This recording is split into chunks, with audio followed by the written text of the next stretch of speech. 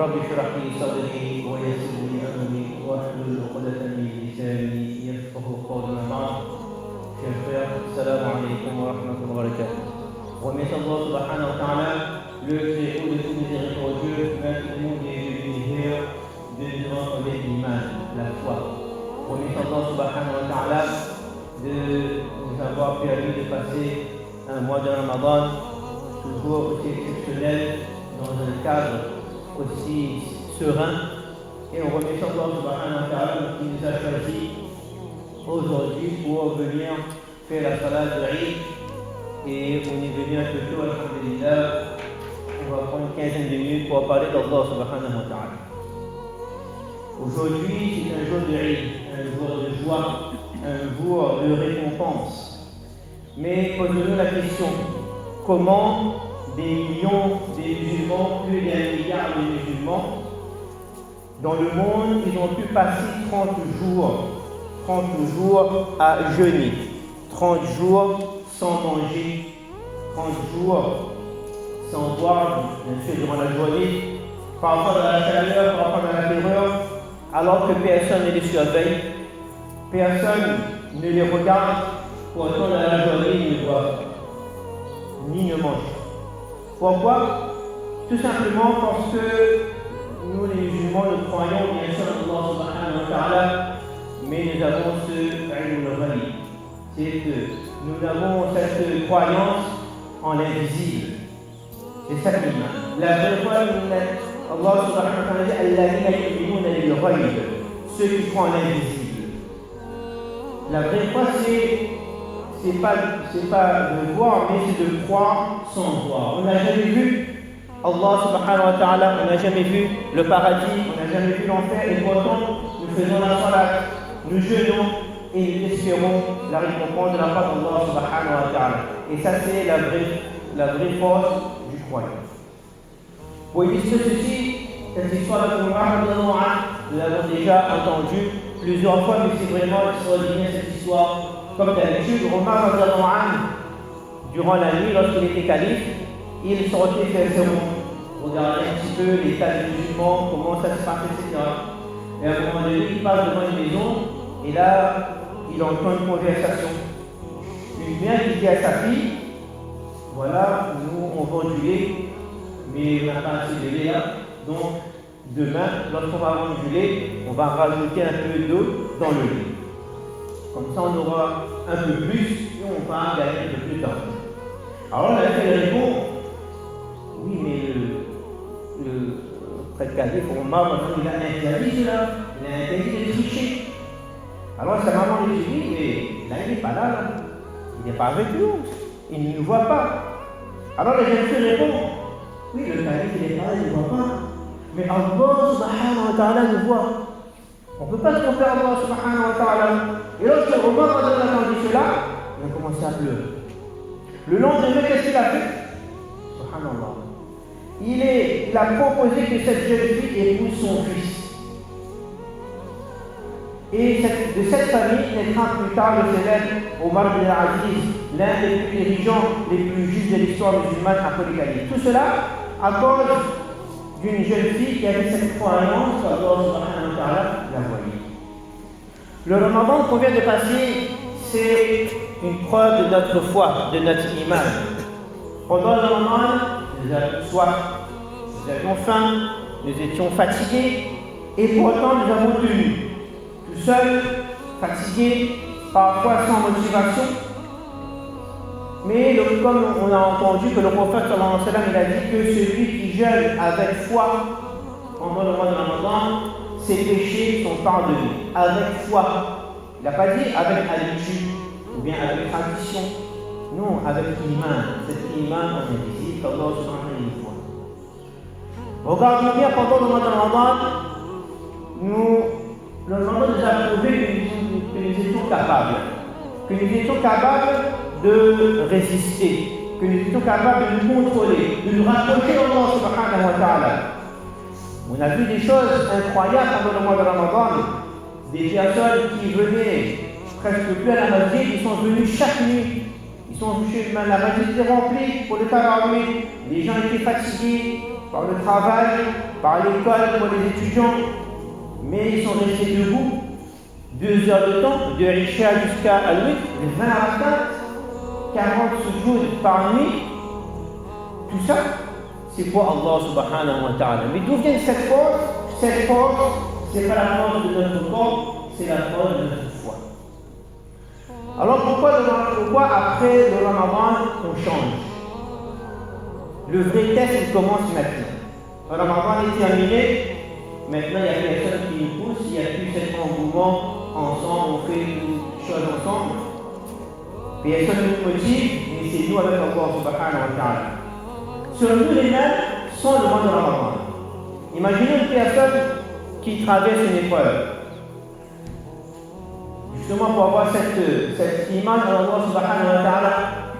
Alors cette personne-là, tout est fermé devant lui. Pas de travail, d'accumuler les dettes, le stress, les portes se ferment, les solutions disparaissent, mais cette personne ne s'effondre pas. Pourquoi? Parce qu'il sait qu'Allah subhanahu wa ta'ala c'est qui? C'est Ar-Razzaq. Celui qui nourrit, même quand il n'y a plus rien. Alors les gens disent, mais là c'est fini, pourquoi il n'y a plus rien là? Et cette personne dit non, c'est pas fini. Parce qu'elle connaît qu'Allah subhanahu wa ta'ala il est Al-Fattah. C'est celui qui ouvre les portes que nous ne pouvons pas imaginer quand tout est fermé. Alors cette personne continue, elle fait la salat, elle invoque Allah subhanahu wa ta'ala, elle pleure dans la nuit, elle ne lâche pas. Pourquoi? Parce qu'elle sait qu'Allah subhanahu wa ta'ala est As-Sami', celui qui entend tout. Même les larmes silencieuses, même ce qu'on chuchote, il entend. Il est Al-Basir, il voit tout, il est Al-Ali, il connaît tout, même au plus profond de nous-mêmes, notre sincérité. Allah subhanahu wa ta'ala est Al-Qarib, celui qui est le plus proche que nous, que toute autre chose. Et elle dit que Allah subhanahu wa ta'ala même si elle ne voit rien venir, que tout est noir, mais cette personne connaît qu'Allah subhanahu wa ta'ala est Al-Wakil.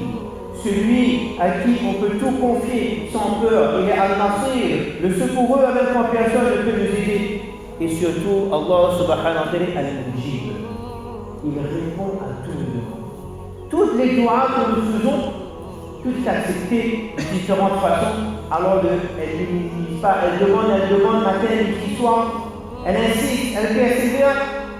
Et au moment où on attend le moins, c'est là qu'Allah subhanahu wa ta'ala vient en aide à cette personne.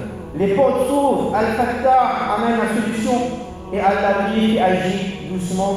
Et sans comprendre, on va voir que tout s'arrange tout d'un coup comme ça. Parce qu'Allah subhanahu wa ta'ala Al-Khabir, il savait déjà ce que nous ne savons pas. Et là on comprend que c'est pas le hasard, c'est pas la chance, c'est pas les gens. C'est Allah subhanahu wa ta'ala. Allah subhanahu wa ta'ala, celui qui connaît Allah subhanahu wa ta'ala, il ne va jamais désespérer. Quand tout est fermé, il va demander à Allah subhanahu wa ta'ala.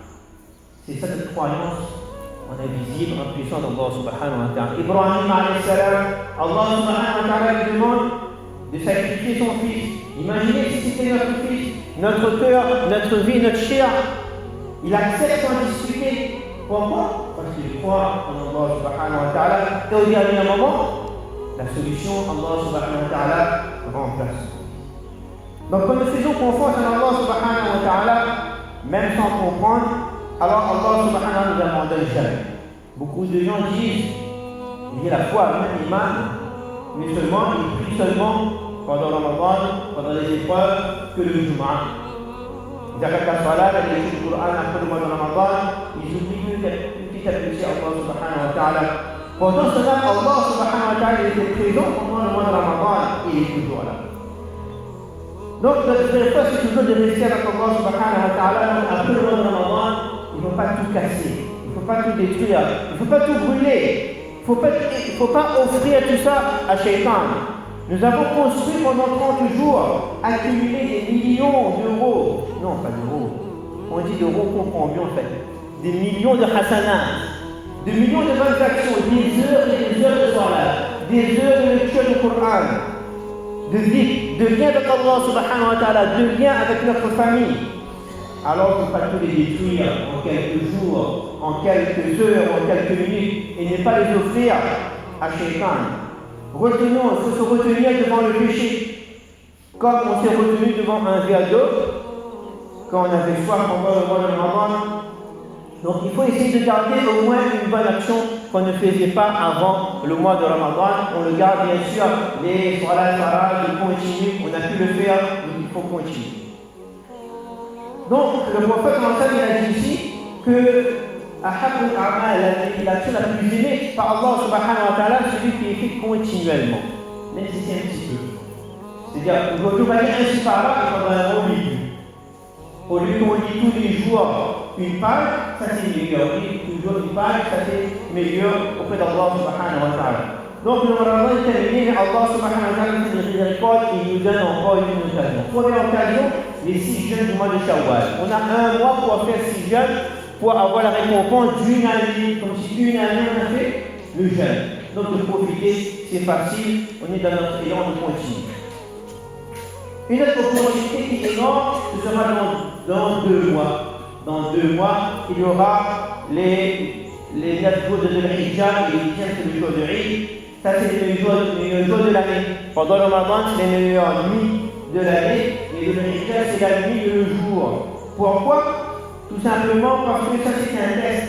C'est un test de la jour de Dhul-Hijjah, parce qu'après le Ramadan, on va diminuer et il faut se relever. Parce que pendant ces jours-là, c'est un test si on a réussi le mois de Ramadan ou pas. Parce qu'il y aura toujours les lectures du Coran, il y aura beaucoup de récompenses, et surtout le jour de Arafat, les nuits aussi. Les nuits aussi, il y a beaucoup de récompenses, et le jour de Arafat, on va dire le jeûner, on a 2 années de péché. Aujourd'hui, nous sommes sortis du mois de Ramadan, et maintenant, si je vous dis que c'est un fait parmi nous, peut-être que nous ne verrons pas le Ramadan prochain. Certains parmi nous, peut-être vont vivre le dernier Eid cette année. Et la seule chose qui comptera vraiment, ce ne sera pas notre argent, ce ne sera pas notre travail, notre réputation, ce sera nos actions qu'on a faites. Les actions qu'on a faites que personne n'a vues, qu'on a fait pour Allah subhanahu wa ta'ala.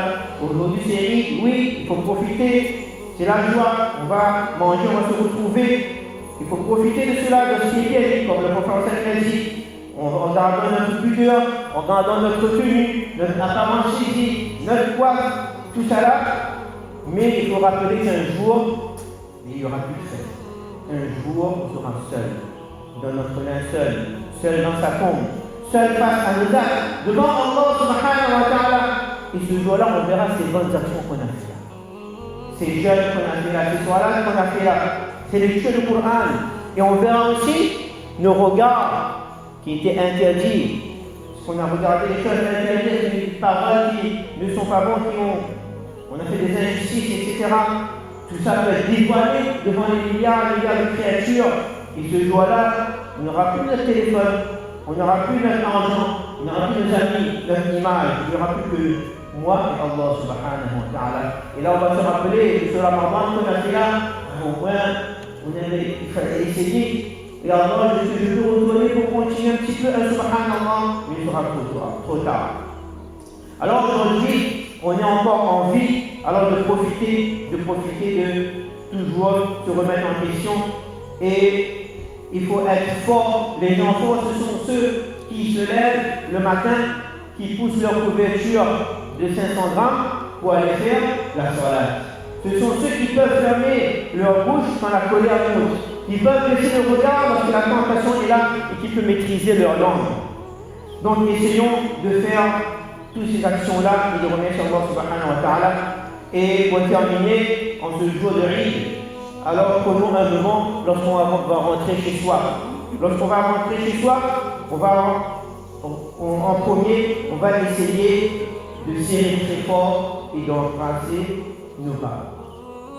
S'ils sont encore parmi nous, c'est une immense faveur. S'ils nous ont quittés, d'invoquer pour eux. Ensuite, embrassez vos épouses et les épouses vos époux. Cette personne avec qui vous partagez votre quotidien, vos épreuves, vos joies, vos tristesses. Dites-lui que vous l'aimez. Pas seulement avec des mots, mais avec votre présence, du temps d'écoute, de douceur. Et des cadeaux aussi pour ce jour de Noël. Prenez vos enfants dans vos bras. Ces petits cœurs qui grandissent vite, un jour ne seront plus là. Ils ne seront plus comme aujourd'hui. Dites-leur que vous aimez, vous les aimez, regardez-les, écoutez-les. Car à un moment, ils ne reviendront plus. Donnez-leur du temps, ce temps qui est volé par notre téléphone. Et n'oubliez pas nos proches, nos frères, nos sœurs et nos amis. Donc, en ce jour de Noël, il faut offrir des cadeaux et il faut manger des gâteaux aussi. Il faut profiter, on ne peut pas jeûner, donc il faut profiter aussi, un sourire aussi. Donc Allah subhanahu wa ta'ala, qu'Allah subhanahu wa ta'ala nous aide. Donc une pensée aussi à toutes les personnes qui vivent souvent dans ce jour de Eid, dans la guerre, dans la faim, dans la solitude, dans la maladie, ceux qui pleurent en silence. Donc Allah subhanahu wa ta'ala, il nous pardonne pour nos manquements envers nos proches, nos parents. Allah subhanahu wa ta'ala, il nous permet toujours de continuer. Allah subhanahu wa ta'ala, il a fait de bonnes actions, il nous pardonne pour nos erreurs et il améliore notre comportement, il nous rapproche de lui. Et comme il nous a réunis aujourd'hui, il nous réunit aussi dans le groupe de notre paradis. Al-Fidos, Al-Nabil Alamin, wa Akhou Da'wana, Alhamdulillah Alamin,